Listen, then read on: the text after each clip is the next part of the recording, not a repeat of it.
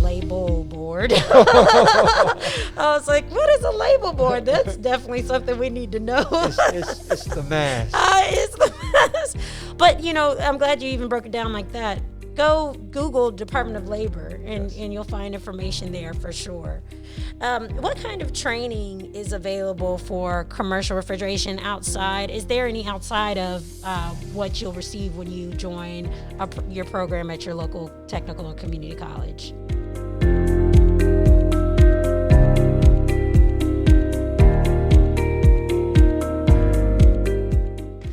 Well, thank you so much, Mr. McWhorter, for taking me on that amazing virtual tour. We are here at Georgia Piedmont Technical College. I'm here with Gerald McWhorter, who is the instructor for the commercial refrigeration program here. He's also involved in other programs here as well. Let him give you guys a little bit of background.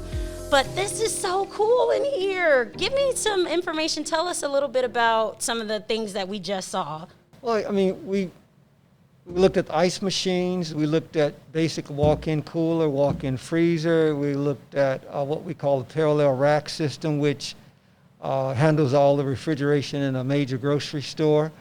And so we teach our students to understand how this equipment is maintained and how to properly service the various aspects of the commercial refrigeration industry. And when was this lab built? This lab was built in 2008. And you guys have any plans to bring in new equipment or renovate or anything like that? Yeah, we're looking as new technologies emerge, we're looking to work these technologies into our lab. We've done this with an ice machine that we just purchased a few months ago. It has some of the latest technology. And even when you think of motors, they have different things that control motors for greater efficiency, such as a variable frequency drive. So we're looking to add that to a couple of our compressors. And Mr. McWhorter, tell me a little bit about yourself. How did you hear about commercial refrigeration and get involved here at GPTC? Well, I was a student here. Of course, the school was called DeKalb Technical College back in 1982. And I went here for 2 years, and that's where I initially took commercial refrigeration, air conditioning and commercial refrigeration. I ended up working out in the field with Johnson Controls. When I graduated here, in North Carolina, the Wilmington, North Carolina branch hired me. So I moved to North Carolina, worked there for a few years before returning to Atlanta. And I worked for MARTA, the transit system, here for 5 years. Mainly I worked on air conditioning chillers before teaching here, getting hired here in 1990. That's something that we wouldn't have known if we didn't have the opportunity to get to know our STEM champions. You're one of our STEM champions, and get to know your history and the opportunities that are out there. So tell us a little bit about what is commercial refrigeration? Well, let me start with just regular refrigeration. We all have a refrigerator at home, and we know what it does. It keeps our food cold, it makes ice. Yes. So that's domestic refrigeration. Commercial refrigeration involves basically the same idea, but on a larger scale. We go into our grocery stores, we're buying vegetables, we're buying milk and juices and fruit. Well, that's medium temp refrigeration, medium temp commercial refrigeration, and then you have low temp. Low temp keeps our ice cream frozen and other frozen foods. So commercial refrigeration relates to a commercial environment opposed to residential or domestic. Restaurants, they use commercial refrigeration. Hospitals, they have kitchens, they need walk-in coolers, walk-in freezers for keeping food cold at a certain temperature. Interesting. And so when you walk into the grocery store, we go in, as you mentioned, we're very familiar with ice cream, we're very familiar with milk. We walk in, we open the refrigerators, and we grab our produce, and we're out. But we don't think like there are people who are working on these massive pieces of equipment. There are people maintaining this equipment to keep our food cold or frozen. So I'm wondering, where do commercial refrigeration technicians typically work? Well, they work, as you mentioned, they work for contractors who service grocery stores. They work at hospitals. They work at restaurants, or companies who take care of the maintenance and installation of commercial refrigeration. They even work on ships and boats, because you think about a cruise ship, you have all of that food for the passengers, and you have to keep that food cold. So Yes. we have commercial refrigeration technicians that work on cruise ships and all sorts of marine vessels. Wow, interesting. So I'm wondering, why isn't this industry more widely known? And is this, I mean, it sounds like it's hitting a vast variety of markets, but is it a large industry? It's certainly it is, because we think you can ask the question, is a grocery store a large industry? Mm-hmm. We know the answer to that is yes. And so where you have grocery stores, you have refrigeration in the grocery stores. Where you have refrigeration, you have people who take care of that equipment. Mm-hmm. Same is true as restaurants. You have to have someone to take care of the equipment in the restaurant, such as commercial refrigeration equipment. So here's the thing, as long as everything is working, people don't give much attention to the equipment and who's taking care of it. But if it stops working, Yes. then they think about those people who are responsible for repairing the equipment. Yep, you're absolutely right. Then you start to wonder, what number do I need to dial to come fix this? Absolutely right. Thank you so much, Mr. McWhorter, for giving us this information about commercial refrigeration and giving us the virtual tour. As I mentioned, that will be on our YouTube channel, where you guys will have access to take a look at some of the equipment that we discussed. We're going to take a quick break, and we'll be right back. Okay. All right.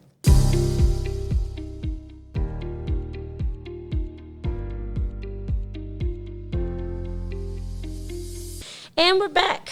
Thank you so much again, Mr. McWhorter. We just spoke about the variety of job opportunities in commercial refrigeration, where a commercial refrigeration technician can work at the hospital or at your local grocery store. Now, how does a student transition, for example, from your program into one of those positions? An excellent question. And that's the main thing, the main purpose or thrust of the program, to close the gap between a student completing and then going to work. So one of the things about our curriculum, we have an internship. This is a course that students take, and we have a relationship with our industry partners, and they can intern with the company, such as CDC. CDC, we know, is Center for Disease. There is a federal contractor that handles all the maintenance for CDC. And so every semester, I place interns with them. I placed as many as 10 interns at one time with this company that takes care of the maintenance for CDC. And after the 80-hour intern, many of our students have been hired by them. And those students that do not take the internship, other companies, as a result of having a great relationship with industry through our advisory committee board, I'm able to place students through those member companies, such as the grocery stores, Kroger, Publix, Walmart, Costco, and several other commercial refrigeration contractors. Interesting. So with this internship, students would sign up for the commercial refrigeration program via the GPTC website, and will they automatically be entered into the internship, or is there a separate sign up for that? Well, we have a diploma and a 2-year associate's degree program. The intern only applies to the associate's degree program. It's an actual class Okay. that they have to take. It's part of the curriculum. And the internship site, they're the ones who evaluate or grade that student based on information that I give them, a check sheet. I see. Okay, that's a good information. Also, you mentioned that you've placed some of your students in the internship to work in the internship program for the CDC. What are these students doing at the CDC for commercial refrigeration? Well, the CDC, as you might know, they test diseases, and they have refrigeration equipment that gets these diseases down to a minus 111 degrees Fahrenheit because they want to freeze these diseases over a period of time. They can thaw them out and continue to test them. And so someone needs to service and maintain that ultra-low commercial refrigeration equipment. And so they need technicians, commercial refrigeration technicians, to do that. And boy, do we need them more than ever now that we're all going through COVID. We definitely want to make sure that that equipment is being maintained properly, because I don't think I can quarantine another second of my life. That's interesting. That's great information.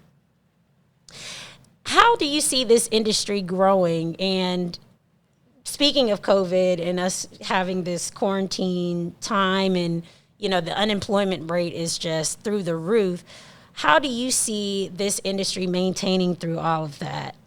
Well, it's interesting that you asked that, and I've talked to several of my former students. They've been busier now than ever. Wow. Because, again, grocery stores are critical. The work at CDC is critical. So our industry, very seldom does it face a lull. So when the economy's bad, the students are still placed, they're still being hired, they're still working at least 40 hours. So that's why it's such a tremendous industry. So do you think does that mean that it increases employers' need for these skilled technicians? Is that need increase exponentially during a time of downturn? Yes, for a couple of different reasons, because most of the technicians in this industry are in their late 50s, early 60s, and they're retiring, and their employers have not been able to replace these workers as they retire. So right now there is a tremendous need for commercial refrigeration technicians. How do you think we're going to bring in that younger audience? You mentioned, of course, through us doing podcasts like this, getting to know your story, getting to know some of your students' stories. But is there any other way that you think or recommend that, could happen for us to really target and get this younger audience involved in this industry? Well, we've been having these discussions with instructors across the country. How do we get the word out? I mean, through podcasts like this, maybe through educating parents, getting students, making them aware as early as elementary school, because I have a couple of young students that are 22 years old. They finished the program a couple of years ago, and they're making $28 an hour, and that's 22 years old. Yeah. And people are just, they're not aware of the fact that it is a career that it can be sustained. Yes. Through ups and downs of the economy. So this 22-year-old, what options would he or she have to advance in this industry? Well, they can continue to grow in their knowledge and experience base and just stay with the company.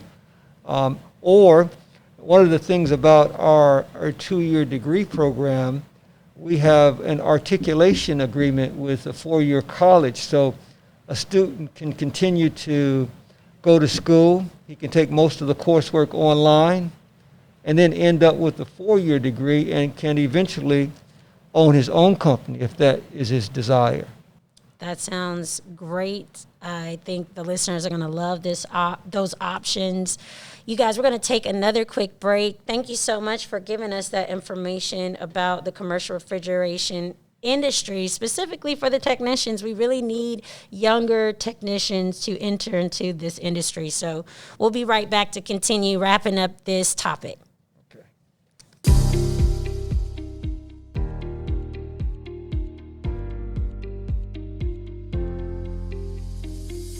And we're back. And we just finished talking about how this industry isn't really known, especially among the younger population or younger audience. And my question is, where can young people become educated on the opportunities in commercial refrigeration?